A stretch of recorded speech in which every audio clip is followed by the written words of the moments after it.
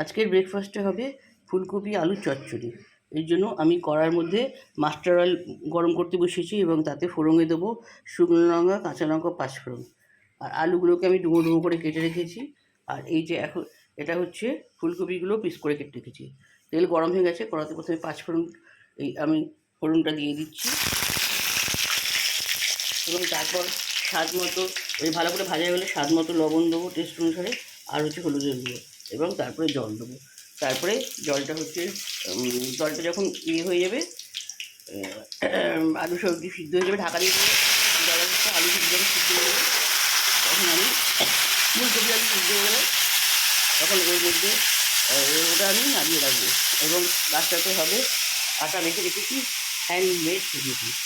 Today's breakfast আজকে মঙ্গলবার, Tuesday হচ্ছে 16ই সেপ্টেম্বর।